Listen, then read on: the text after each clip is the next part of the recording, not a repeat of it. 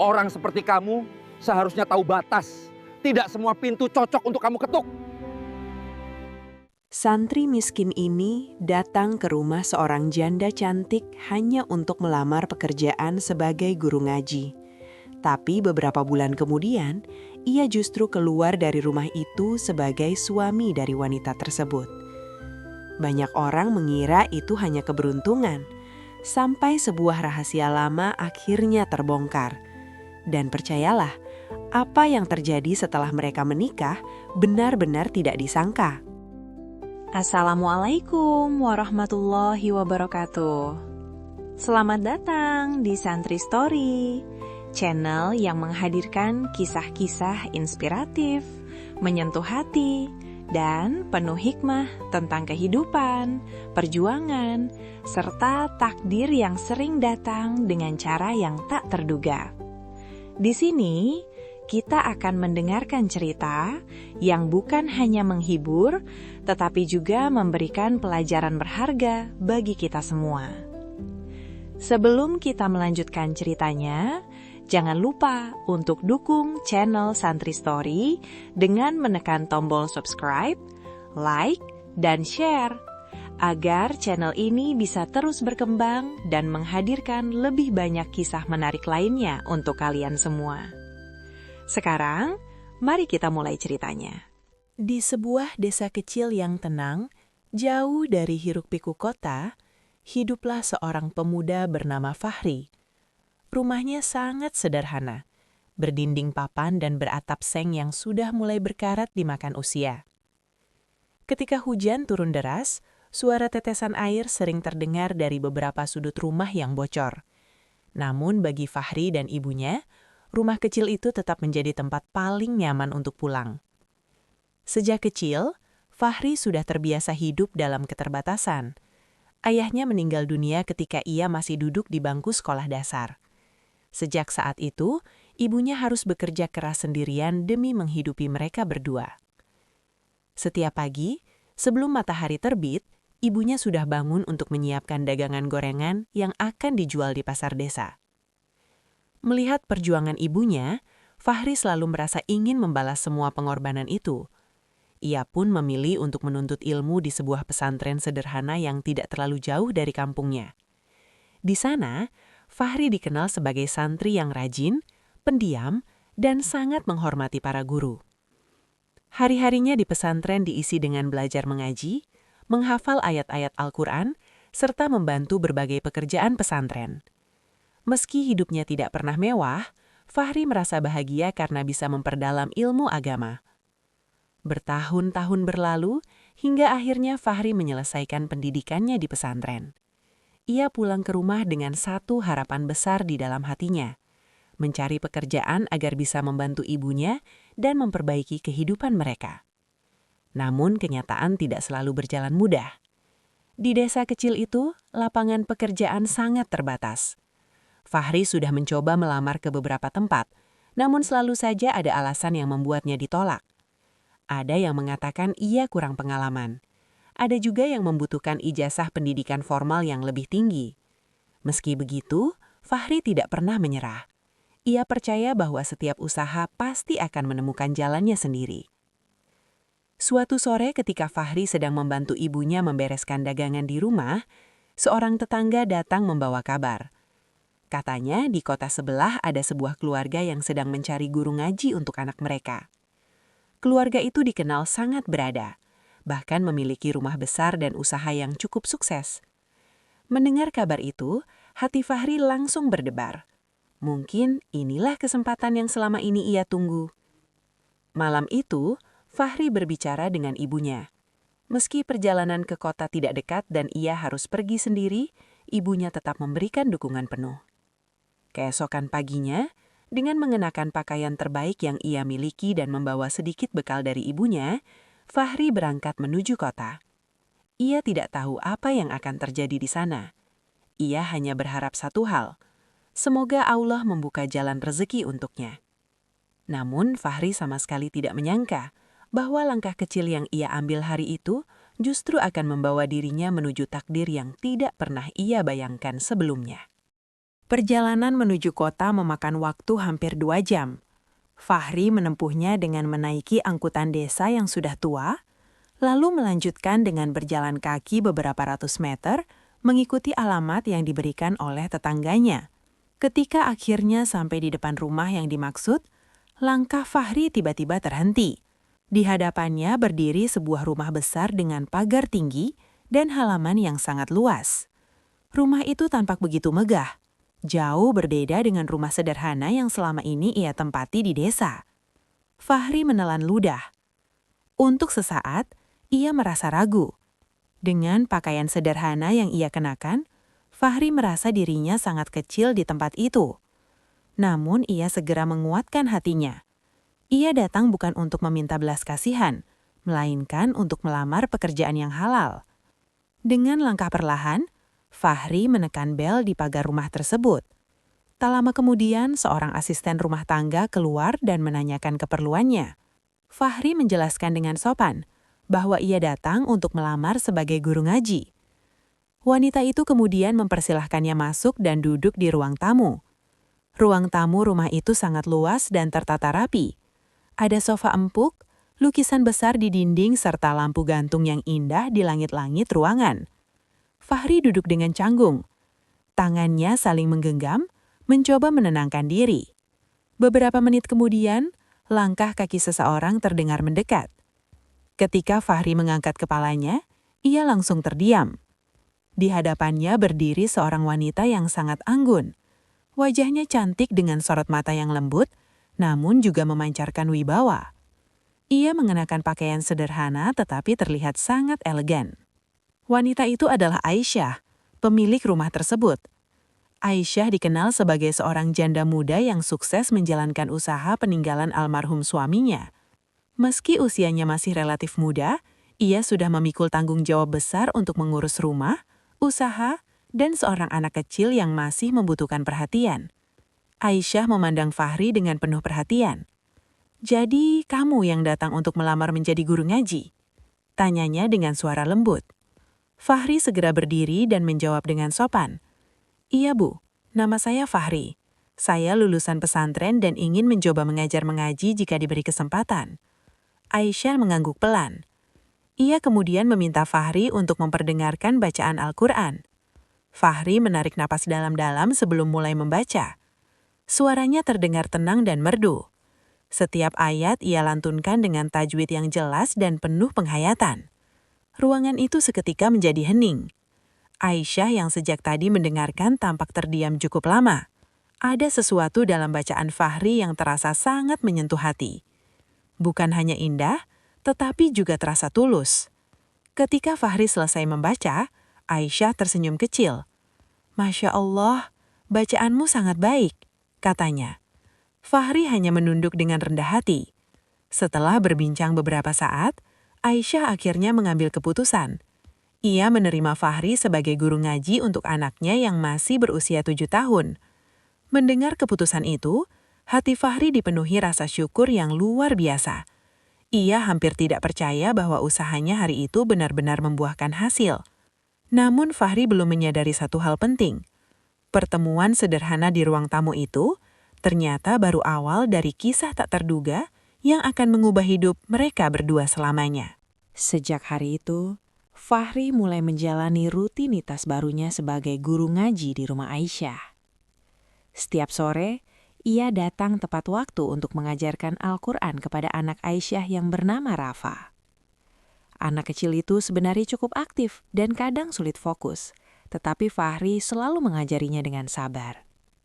Berbeda dengan kebanyakan guru yang mudah menyerah ketika menghadapi anak kecil, Fahri justru memiliki cara tersendiri. Ia sering menyelipkan cerita-cerita sederhana tentang para nabi dan kisah-kisah teladan, agar Rafa lebih semangat belajar.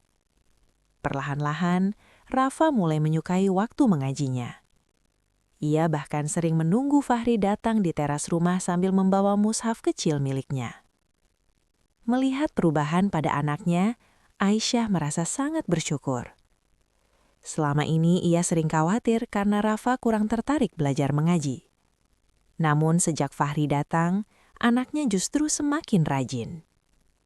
Aisyah mulai memperhatikan Fahri lebih dalam.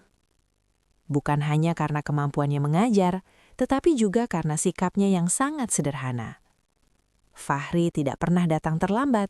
Ia selalu berbicara dengan sopan dan tidak pernah sekalipun menunjukkan sikap yang berlebihan meskipun berada di rumah besar itu. Yang paling membuat Aisyah terkesan adalah satu hal.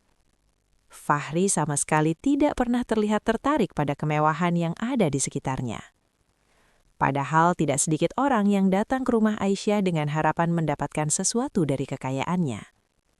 Beberapa pria bahkan pernah mencoba mendekatinya dengan berbagai cara. Namun semuanya terasa tidak tulus. Fahri berbeda.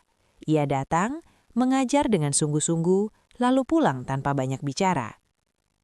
Kadang-kadang ketika pelajaran mengaji sudah selesai, Fahri membantu Rafa merapikan buku-bukunya.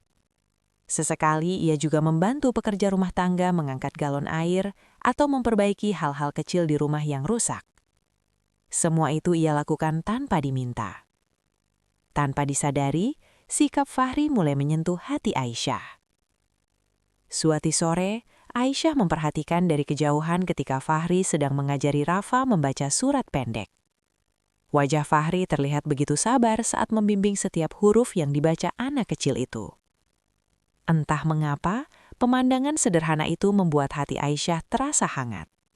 Sudah lama sekali ia tidak merasakan ketenangan seperti itu sejak suaminya meninggal dunia beberapa tahun lalu. Namun Aisyah segera menepis perasaan itu. Baginya, Fahri hanyalah guru ngaji untuk anaknya, tidak lebih. Sementara itu, Fahri sendiri tidak pernah berpikir sejauh itu. Baginya pekerjaan ini adalah amanah yang harus dijalankan dengan sebaik mungkin.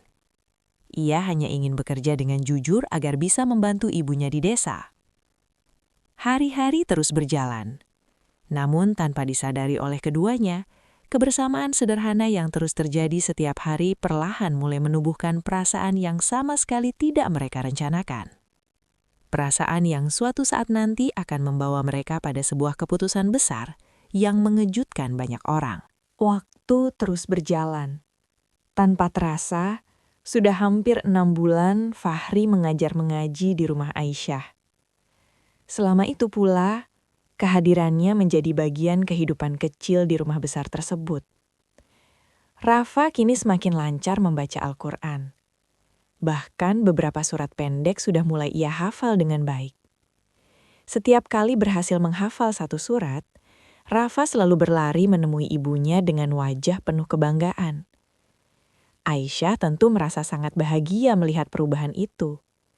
Ia tahu, semua itu tidak lepas dari kesabaran dan ketulusan Fahri dalam membimbing anaknya. Namun bukan hanya Rafa yang berubah. Tanpa disadari, hati Aisyah juga mulai berubah. Semakin lama ia mengenal Fahri, semakin ia melihat sosok pria yang berbeda dari kebanyakan orang yang pernah ia temui. Fahri bukan hanya sederhana, tetapi juga jujur, rendah hati, dan penuh tanggung jawab. Ia tidak pernah berusaha mengambil keuntungan dari keadaan. Bahkan suatu hari, ketika Aisyah memberinya tambahan uang sebagai tanda terima kasih, Fahri justru menolaknya dengan halus. "Gaji yang ibu berikan sudah lebih dari cukup untuk saya," katanya dengan sopan. Jawaban itu membuat Aisyah terdiam cukup lama. Di dunia yang penuh dengan orang yang berlomba mencari keuntungan, sikap Fahri terasa sangat langka. Namun di balik semua itu, Aisyah juga menghadapi tekanan dari banyak orang di sekitarnya. Beberapa kerabat mulai menyarankannya untuk menikah lagi. Mereka khawatir Aisyah menjalani hidup sendirian terlalu lama. Beberapa pria bahkan sudah mencoba melamarnya. Namun tidak ada satupun yang benar-benar membuat Aisyah merasa yakin. Hingga suatu malam, setelah Fahri selesai mengajar dan Rafa sudah tertidur, Aisyah duduk sendirian di ruang tamu. Pikirannya terpenuh banyak pertanyaan.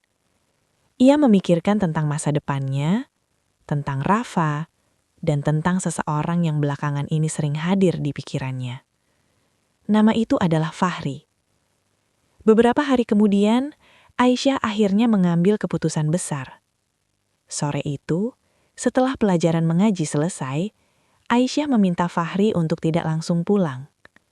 Fahri terlihat sedikit bingung, namun ia tetap duduk dengan sopan di ruang tamu. Suasana terasa hening beberapa saat. Aisyah menarik nafas dalam-dalam sebelum akhirnya berbicara. "Fahri, selama ini kamu sudah banyak membantu keluarga kami," ucapnya pelan. Fahri hanya menunduk dengan hormat.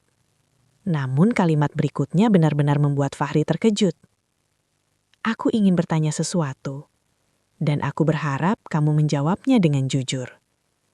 Fahri mengangguk pelan. Aisyah menatapnya dengan serius. "Maukah kamu menjadi imam dalam hidupku dan ayah bagi Rafa?" Kata-kata itu membuat Fahri seakan kehilangan suara. Ia tidak pernah membayangkan percakapan seperti ini akan terjadi. Seorang santri miskin seperti dirinya dilamar oleh seorang wanita yang memiliki segalanya. Untuk beberapa saat, Fahri hanya terdiam. Hatinya terpenuh berbagai perasaan yang sulit dijelaskan. Ia merasa tidak pantas.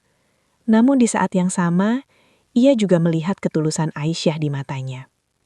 Keputusan yang akan ia ambil saat itu akan menentukan arah hidup mereka berdua selamanya. Setelah percakapan yang mengejutkan itu, Fahri meminta waktu untuk berpikir. Bukan karena ia tidak menghormati Aisyah, tetapi karena ia benar-benar merasa dirinya tidak pantas untuk wanita seperti itu. Sepanjang perjalanan pulang menuju desa, pikiran Fahri dipenuhi berbagai pertanyaan. Ia membayangkan ibunya, kehidupannya yang sederhana, dan perbedaan besar antara dirinya dengan Aisyah. Malam itu Fahri menceritakan semuanya kepada ibunya. Ibunya terdiam cukup lama setelah mendengar cerita tersebut. Wajahnya terlihat terkejut, namun juga penuh rasa haru. Dengan suara lembut, ibunya berkata, "Jika niatnya baik dan untuk kebaikan, jangan terlalu meragukan takdir yang Allah berikan." Kata-kata sederhana itu membuat hati Fahri menjadi lebih tenang. Beberapa hari kemudian, Fahri kembali ke rumah Aisyah. Dengan sikap rendah hati, ia menyampaikan bahwa ia bersedia menerima lamaran tersebut, asalkan Aisyah benar-benar yakin dengan keputusannya. Aisyah tersenyum lega.